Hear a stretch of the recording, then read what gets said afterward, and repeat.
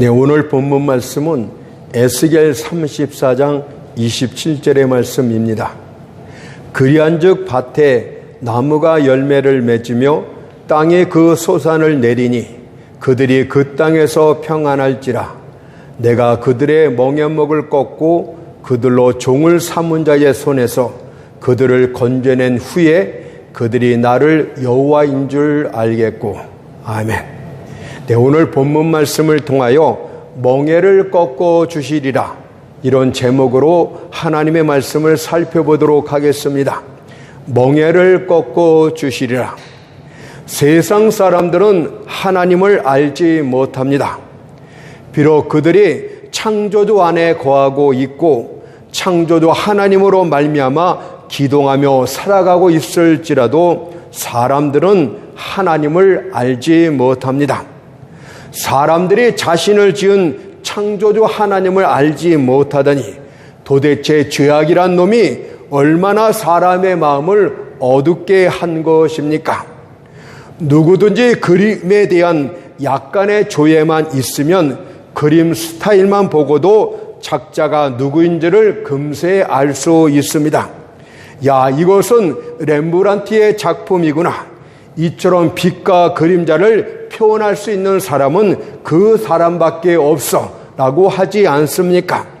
그런데 어찌하여 사람들은 하나님의 지으신 만물들을 보고서도 그분을 알지 못하는 것입니까? 하늘이 하나님의 영광을 선포하며 궁창에 그분의 지으신 것을 나타내고 있지 않습니까? 하늘의 무변들은 그분의 위대한 창조 솜씨요, 작은 벌레들은 그분의 섬세한 창조 솜씨들 아닙니까? 그래서 로마서 1장 20절에서 이렇게 말씀해주고 있습니다. 창세로부터 그의 보이지 아니하는 것들, 곧 그의 영원하신 능력과 신성이 그 만드신 만물에 분명히 보여 알게 되나니 그러므로 저희가 핑계치 못할지니라. 하지만 사람들은 고의로 눈을 감아 버린 채 스스로 소경이 되고 말았습니다. 하나님 대신 나무나 돌이나 금으로 우상을 만들었고 그 앞에 절을 하며 그것을 자기들의 신이라 부르고 있습니다. 썩지 않을 하나님의 영광을 썩어질 사람과 짐승과 버러지의 형상으로 바꾸고 말았습니다. 그것을 로마서 1장 21절 23절에서 이렇게 고발하고 있습니다. 오히려 그 생각이 허망하여지며 미련한 마음이 어두워졌나니 스스로 지혜 있다 하나 우준하게 되어 썩어지지 아니하는 하나님의 영광을 썩어질 사람과 금수와 버러지 형상으로 바꾸었느니라. 이것은 교회 안에 있는 어떤 사람들의 경우에도 마찬가지입니다. 이들은 하나님에 대하여 많은 것을 알고 있고 또한 하나님을 믿는다고 말하고 있지만 그러나 개인적으로는 전혀 하나님을 알지 못합니다. 이들은 하나님을 피상적인 지식을 통해서만 알 뿐 서로 간의 인격적인 교제를 통해서는 아는 것이 아닙니다. 본문에 안다라는 말은 여호와의 참모습을 안다는 뜻이기 때문입니다. 예를 들어서 우리가 어떤 유명인을 안다고 말할 때 그가 어떤 옷을 입고 먹는 것이 무엇이며 그의 취미가 무엇인지 등을 아는 것은 실제로 아는 것이 아닙니다. 누군가를 제대로 알려면 그와 생활을 같이 하는 중에 서로 간에 상호적 인식이 있어야만 됩니다. 이것은 하나님을 아는 경우에도 마찬가지입니다. 먼저 하나님을 알려면 성경 가르침을 통하여 바로 알아야 됩니다. 하지만 여기서 멈추게 된다면 그것은 껍데기만 알 뿐 실체는 모르는 것입니다. 만일 체험을 통해서 하나님을 알지 못한다면 멍에멍에 꺾어지는 경험을 하지 못한다면 그것은 하나님을 아는 것이 아닙니다. 예를 들어서 여러분이 공경에 빠졌을 때 여러분들 도우시는 하나님을 만나는 체험을 가져야 됩니다. 그래서 시편 40편 2절에서 그가 나를 기가 막힐 웅덩이와 수렁에서 끌어올리시고 내 발을 반석에 두사 내 걸음을 견고케 하셨다라는 체험적인 고백이 나와야만 됩니다. 여러분이 딜레마에 빠져 어찌할 바를 모를 때 바른 길로 인도하시는 하나님을 체험할 수 있어야만 됩니다. 이사야 30장 21절의 말씀처럼 이것이 정론이 너희는 이리로 행하라는 주님의 인도하심을 체험할 수 있어야만 됩니다.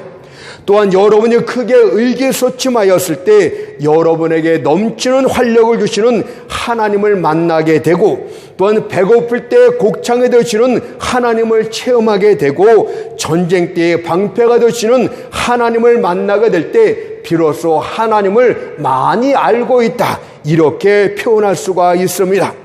이것이 바로 본문이 말하는 멍에 목을 꺾어 주실 때 그분이 하나님 되심을 알게 될 것이라는 뜻이 됩니다.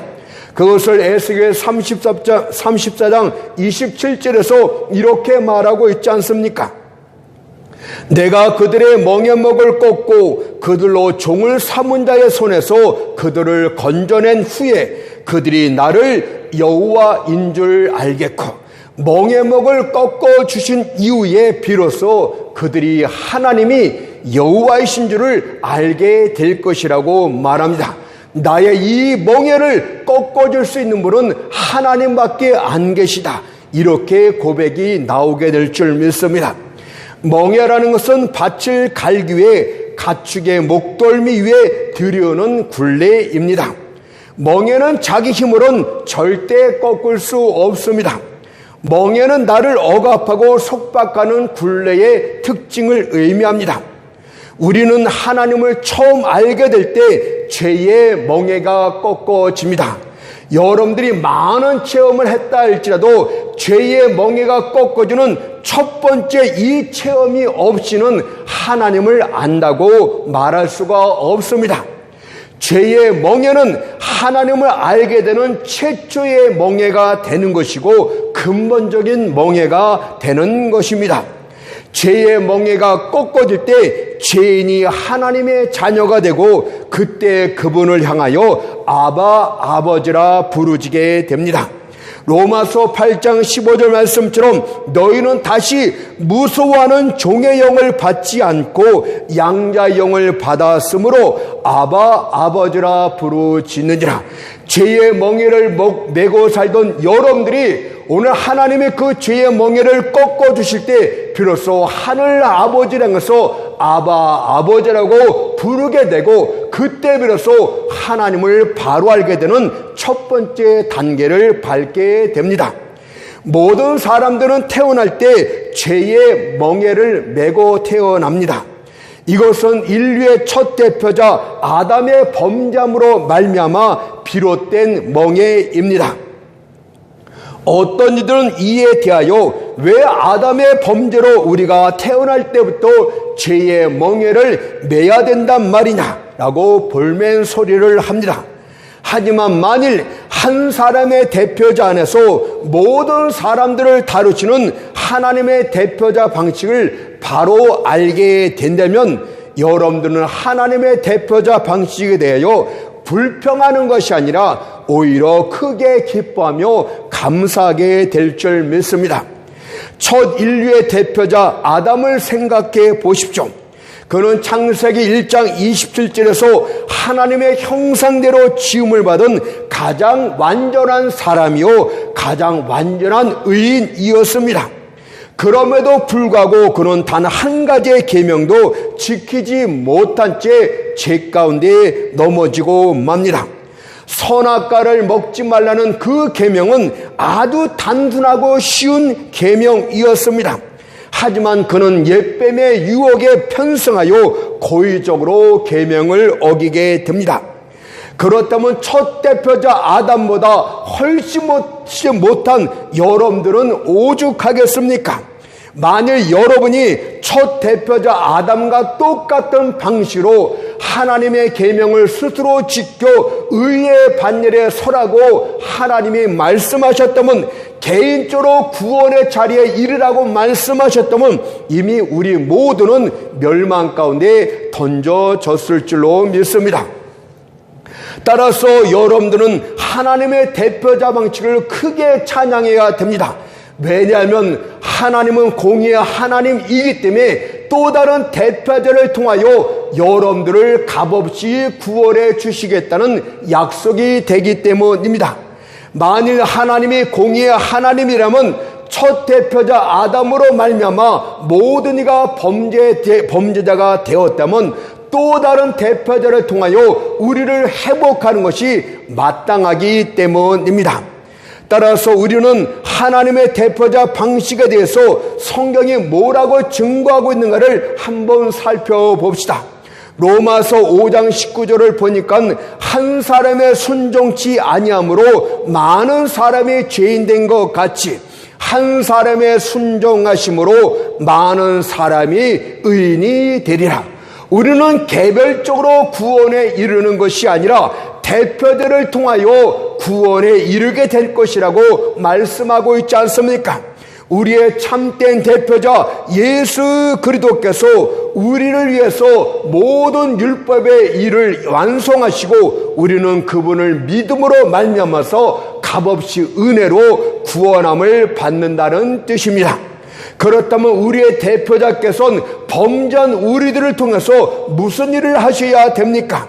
그분께서는 우리가 지은 죄값을 율법의 요구대로 대신 다 지불해야만 되는데 그것을 바로 구속사역이다, 이렇게 우리가 말합니다.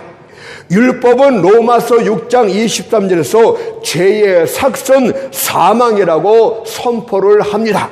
다시 말해서 범죄한 모든 자들은 그 죄가 크던 작던 간에 모든 죄인들은 자신의 생명을 죄값으로 내어놓으라, 이렇게 율법이 선포하고 있습니다. 따라서 우리의 대표자 그분께서는 우리의 죄값을 대신하여 자신의 생명을 내어놓아야만 됩니다. 하지만 어떻게 모든 사람들의 죄값을 대신 지불할 수 있단 말입니까? 과연 모든 사람들의 생명을 다 합친 것보다 더 귀한 생명을 가진 자가 누구란 말입니까? 그분은 바로 하나님 자신밖에는 없습니다. 창조주 하나님 그분만이 모든 피조물의 생명을 다 합친 것보다 더 귀한 생명을 갖고 계시기 때문입니다. 따라서 그리스도가 하나님이 아니시라면 그분은 우리의 구원자도 될 수 없고 우리의 대표자도 될 수가 없습니다.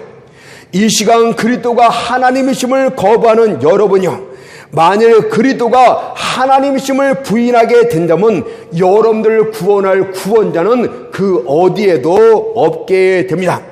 그러나 여러분들이 믿든 안 믿든 상관없이 성경은 그리스도가 하나님이심을 이렇게 계시하고 있습니다. 로마서 9장 5절을 보니까 그리스도가 저희에게서 나셨으니 저는 만물에 계셔 세세의 찬양을 받으실 하나님이시니라. 아멘. 하지만 그리스도가 하나님이시라는 사실만으로는 우리의 대표자가 될 수 없습니다. 왜냐하면 생명을 내어놓지 않으면 아무 소용이 없기 때문입니다. 그런데 하나님은 절대 죽으실 수 없는 영원하신 분이십니다. 따라서 예수께서는 사람이 되어 이 땅에 오셔야 됐고 십자가에서 피 흘려 죽으셔야만이 우리의 대표자가 될 수가 있었습니다.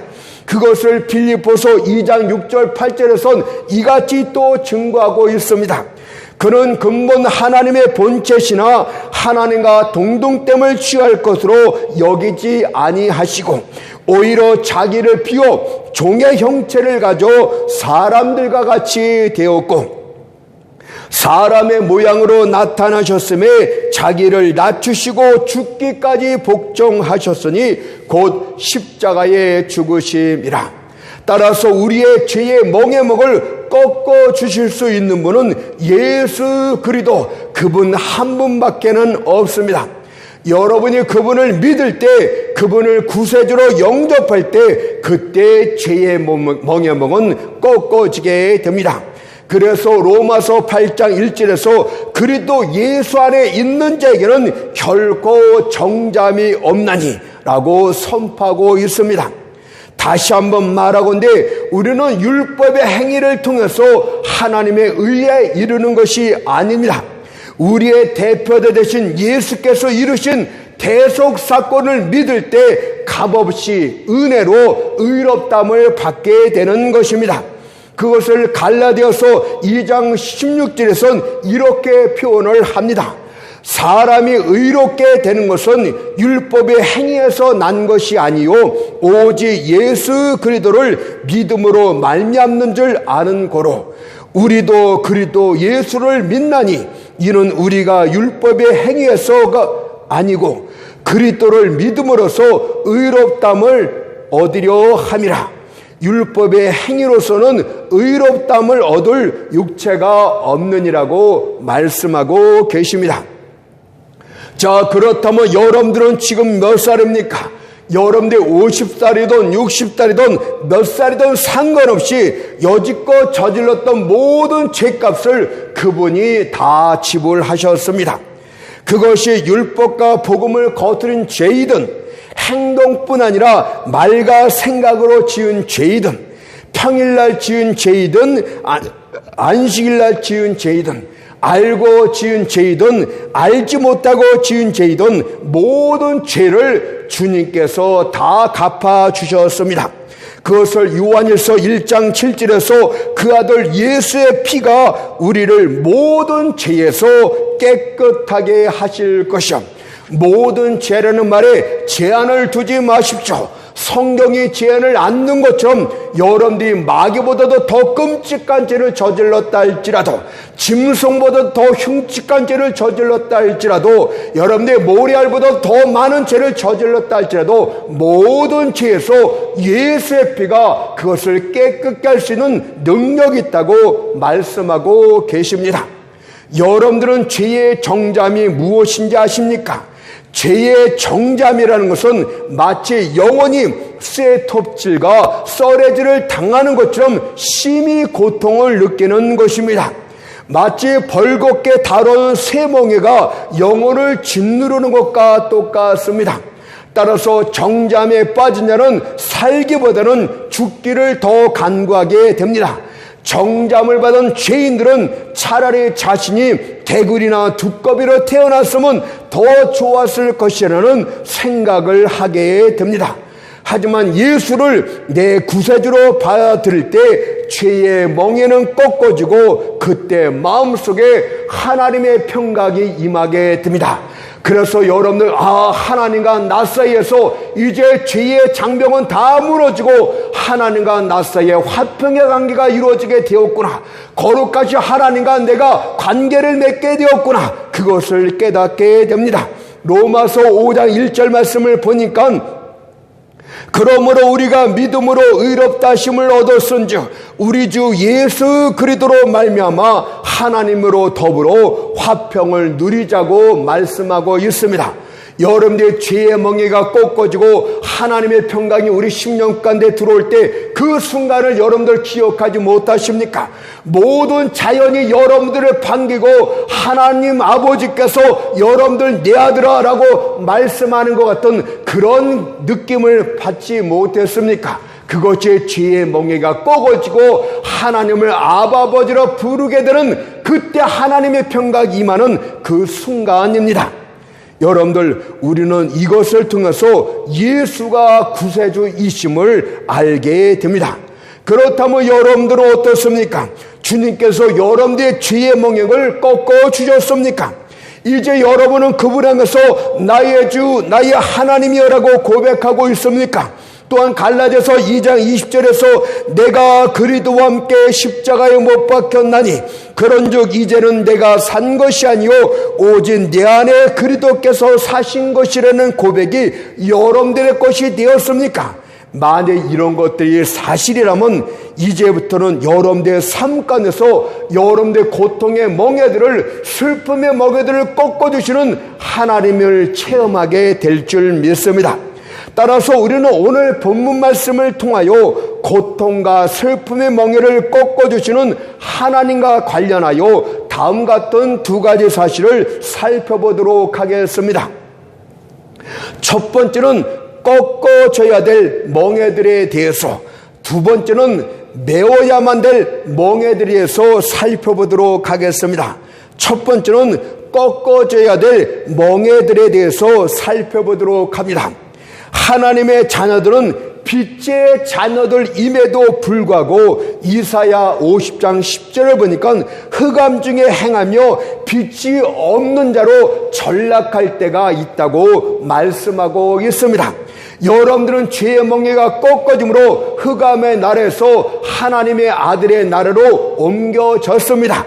여러분들은 빛의 자녀들이 되었습니다. 그러나 살아가오는 중에 흑암 중에 행하며 빛이 없는 자로 전락할 때가 있다고 성경은 말해주고 있습니다. 여러분들, 여기서 흑암이란 말은 죄의 개념을 말하는 것이 아니고 고난과 슬픔의 개념을 말하고 있습니다.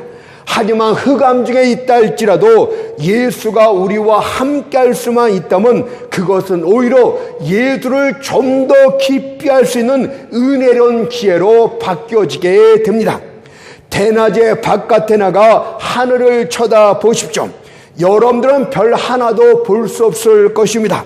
그러나 두레박을 타고 어두운 우물 속으로 깊이 내려가 밤하늘을 바라보게 된다면 반짝이는 별들을 뚜렷이 볼 수 있을 것입니다. 이처럼 고난이란 흑암의 때에 우리는 하나님을 더욱 깊이 알게 됩니다.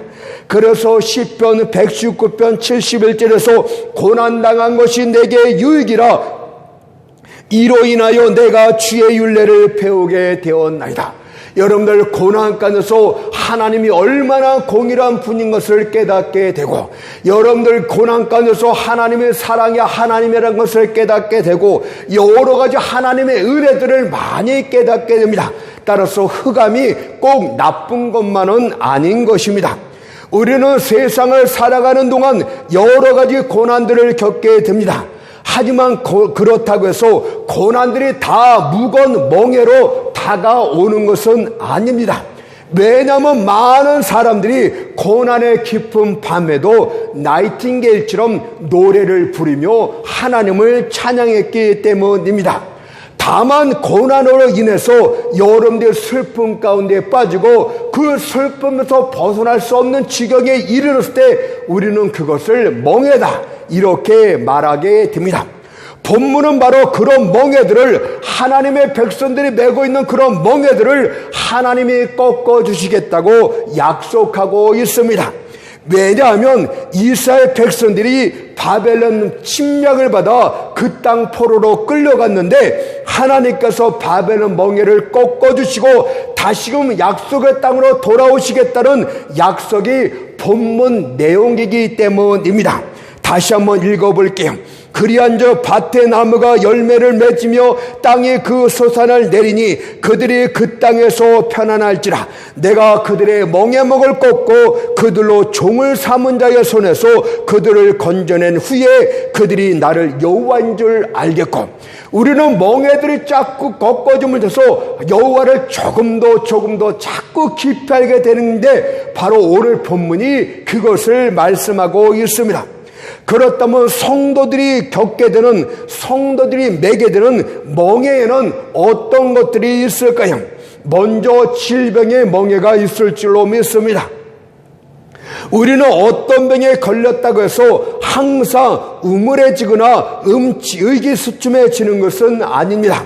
비록 병으로 평생도록 고통을 당한다 할지라도 전혀 상심하지 않을 수도 있기 때문입니다. 그러나 질병 가운데는 우리의 뼈와 살뿐만이 아니라 마음까지도 깊이 상처받게 만드는 고약한 질병들도 있습니다. 긴긴 마음을 잠 못 들지 못하고 녹초되게 만드는 그런 질병도 있고, 욥이 당한 악창처럼 남들이 가까이하기를 꺼리는 그런 끔찍한 질병도 있습니다. 우리는 이런 것들을 질병의 멍에를 메웠다 이렇게 말씀하고 있고, 하나님은 각양각색의 질병들을 고쳐주셨다고 말씀하심으로써 그 멍에들을 꺾어주실 수가 있습니다. 다음으로는 사별의 멍에도 있습니다. 어떤 사람은 아내를 잃어 슬퍼하기도 하고, 또 어떤 사람은 자식을 잃어 슬퍼하기도 합니다.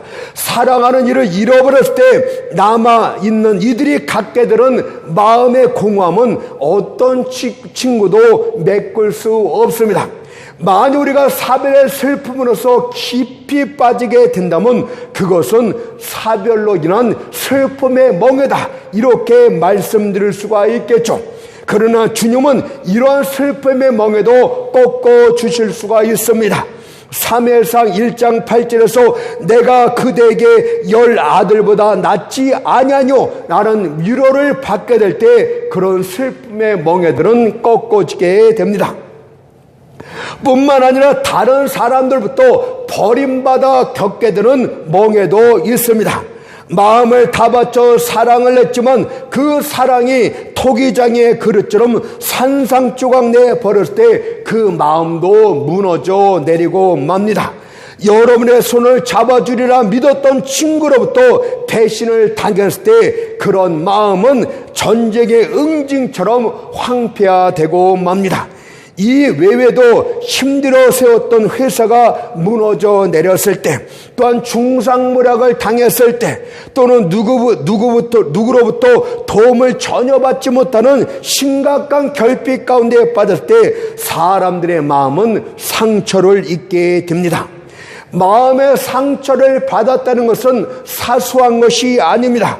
손과 발이 부러지는 것은 고통스러운 일이지만 마음의 상처를 입는 것은 그거와 비할 바 없는 치명적인 고통스러운 일이 됩니다.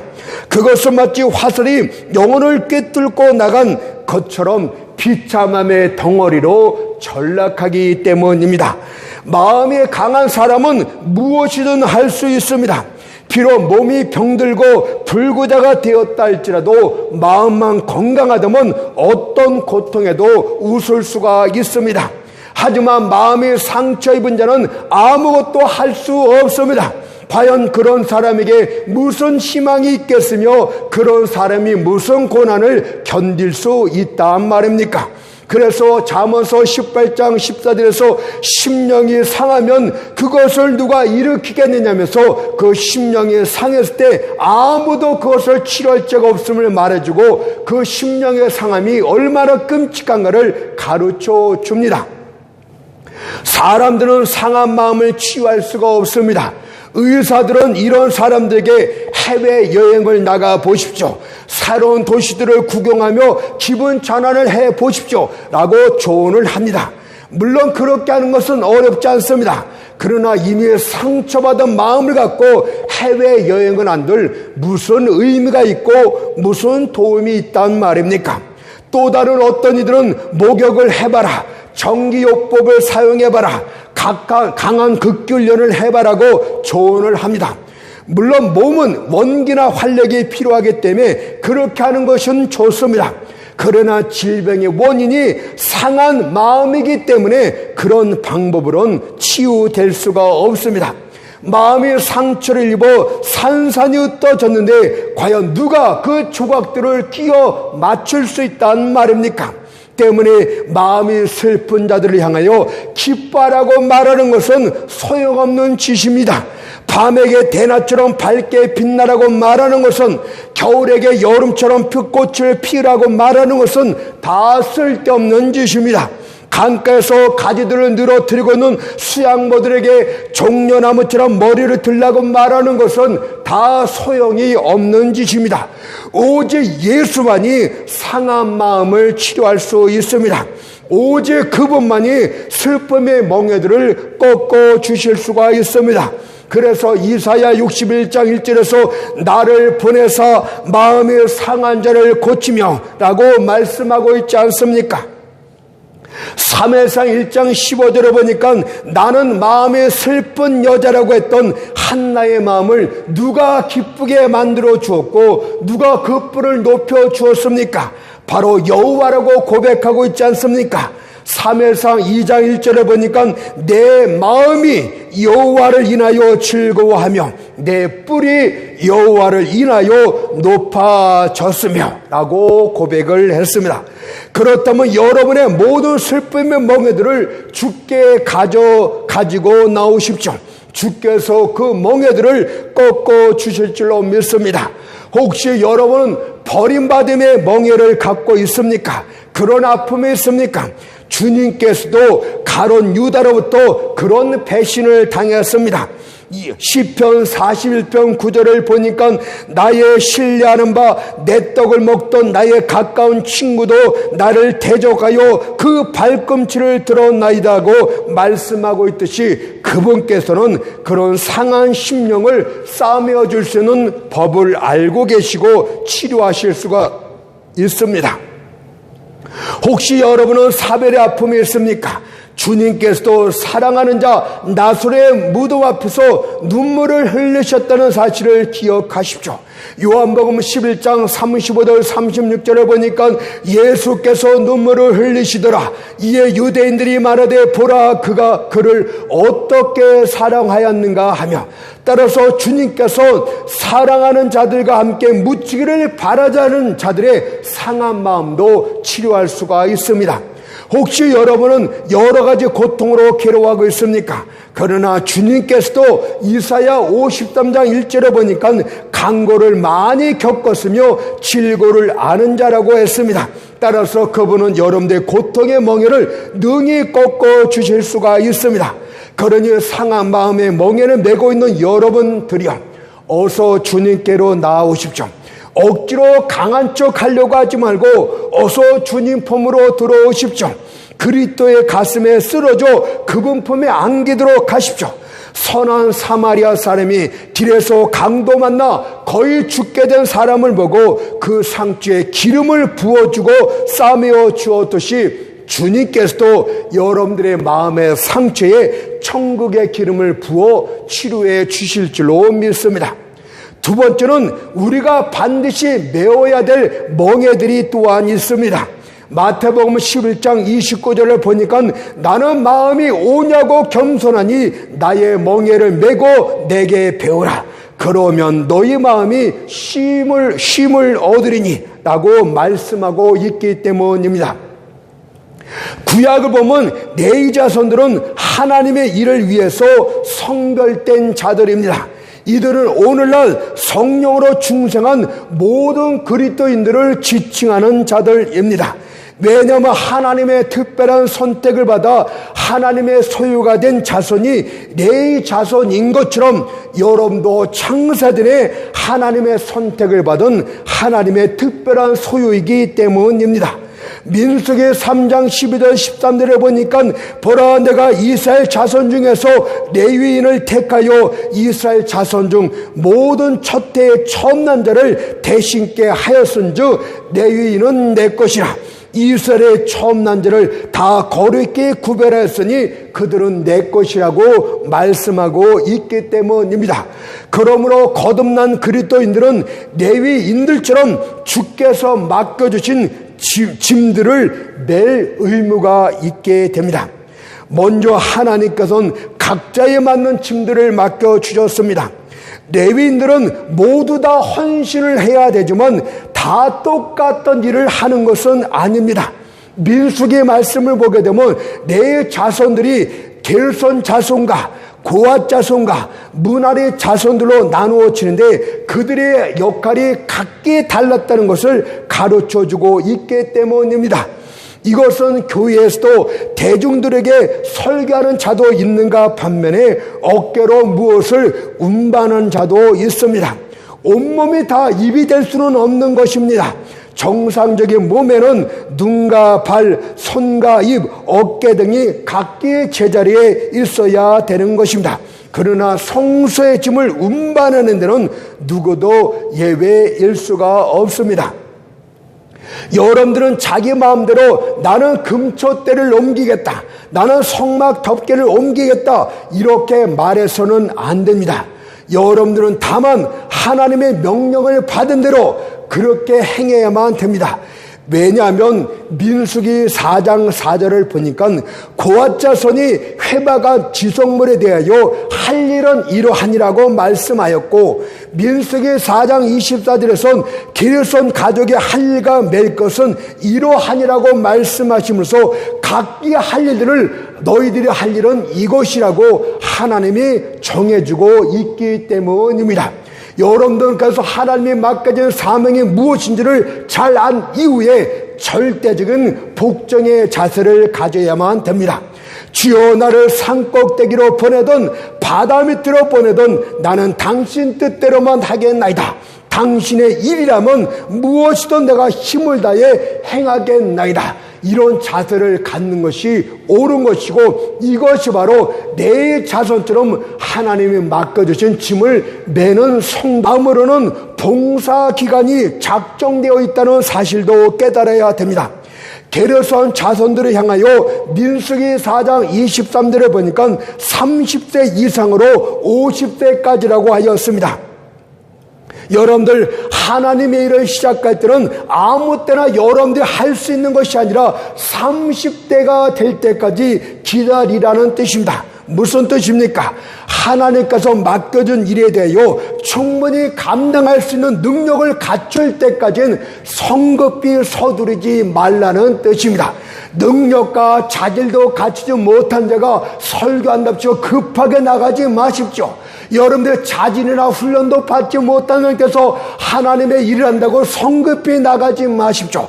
하나님의 정한 나이가 들 때까지, 그런 능력과 조건을 갖출 때까지 여러분들은 준비하고 기다릴 수 있어야 됩니다. 또는 50세까지라고 말씀하고 있듯이 자기 멋대로 하나님의 일을 내려놓아서는 안 됩니다. 나는 할 만치 했으니 이제는 쉬어야 되겠다고 말해서는 안 됩니다. 비록 여호수아가 80이 훌쩍 넘은 노인이라 할지라도 하나님께서 그에게 너는 싸움터의 제1선에 서라고 명령하셨다면 나이에 관계없이 그 명령에 순종해야만 됩니다. 하나님이 멈추라고 할 때까지는 절대 스스로 멈춰서는 안 됩니다. 언제 짐을 매야 할지, 언제 그것을 맞춰야 할지는 여러분들이 결정할 것이 아니라 하나님이 결정하는 것입니다. 세 번째는 하나님의 일에 신성함을 깨달으면서 봉사하고 그 짐을 져야 된다고 말씀을 합니다. 하나님의 모든 일들은 하나님에 의해서 정해졌기 때문에 자신이 하는 일들이 신성하다는 것을 항상 깨달아야 됩니다. 그래서 민수기 8장 21절 22절에서 레위인들이 이에 죄에서 스스로 깨끗게 하고 그 후에 회막에 들어가서 봉사하리라고 말씀하고 있듯이, 하나님의 일을 하는 자들은 죄에서 스스로를 깨끗하게 한 이후에만 할 수가 있습니다. 더러워진 여러분의 손으로는 하나님을 섬겨서는 안 됩니다. 과연 입술이 죄악의 문둥뼈로 더러워졌는데 어떻게 설교를 한단 말입니까? 여러분들이 음란죄 더러운 죄악들을 저지르고 설교단에서 설교를 하고 있습니까? 당장 그만두십시오. 하나님 앞에 가증한 일이니 이제 그만 접는 것이 좋습니다. 만약 여러분이 그리스도의 또한 멍에를 매게 된다면 그것은 여러분들에게 득이 될 것이라고 하나님이 말씀도 합니다. 그것은 고통을 안겨주는 멍에가 아니라 유익을 안겨주는 멍에가 될 것입니다. 주를 섬기는 것 자체가 그 주인이 되는 비결이 됩니다. 그래서 디모데후서 2장 12절에서 우리가 주와 함께 참으면 또한 함께 왕노릇할 것이라고 했습니다. 우리가 주님과 함께 고난을 받게 되면 주님과 함께 면류관을 쓰게 됩니다. 주님과 함께 십자를 지게 되면 우리는 주님과 함께 왕의 자리에 오르게 됩니다. 요셉을 보십시오. 그가 애굽 사람 보디발의 집에서 노예로 팔렸을 때나 억울하게 죄의 누명을 쓰고 감옥에 들어갔을 때나 그는 항상 하나님 앞에서 해낸 것처럼 정직과 순결함으로 행했습니다. 그러자 창세기 39장 3절에서 여호와께서 그와 함께 하심으로 범사의 그를 청통케 하셨다고 말씀하고 있지 않습니까?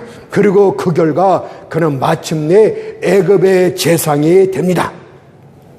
그러므로 여러분도 그리스도의 멍에를 달게 매십시오. 그리하면 때가 되면 그리스도의 멍에가 금목걸이로 바뀌게 될 것입니다. 힘겨운 쇠 멍에가 아니라 영예의 금목걸이가 되게 될 것입니다. 만일 하나님의 정한 그날까지 그리스도의 멍에를 달게 치게 된다면 그 멍에는 여러분들 숨겨주는 언덕 역할을 하게 될 것이고, 여러분들 구해줄 수 있는 반석이 되게 될 것이고, 여러분들 기쁨과 영광이 되게 될 줄 믿습니다. 그래서 요한복음 12장 26절에서 사람이 나를 섬기면 나를 따르라. 나 있는 곳에 나를 섬기는 자도 거기 있으리니 사람이 나를 섬기면 어떻게 해요? 내 아버지께서 저를 귀히 여기시라. 그 존귀하신 하나님이 여러분들 귀히 여기신다고 말씀하고 있지 않습니까? 이제 결론을 맺겠습니다. 오늘 이 시간 고통의 멍에 매여 신음하고 계신 여러분이요, 하나님께서는 불가능한 것이 없습니다. 그분이 하시고자 하면 순식간에 그 멍에를 제거하실 수가 있습니다. 거지를 단숨에 거름 무더기에서 일으키사 귀족들 가운데 거하게 하실 수도 있고, 포로된 사람들을 다시 돌아오게 할 수도 있습니다. 너무 어두워서 그분이 즉시 밝히지 못할 환경은 없습니다. 너무도 소망이 없어 그분이 해결하지 못할 문제도 없습니다. 그러니 그분께서 멍에먹을 꺾어주실 것을 기대하도록 하세요. 참고 견디며 소망 중에 여러분의 멍에가 꺾어줄 것을 기대하도록 하세요. 그것이 시편 62편 5절의 말씀처럼 나의 영혼아 잠잠히 하나님만 바라라. 대저 나의 소망이 저로 쫓아나는도다. 아멘. 그것인 줄 믿습니다.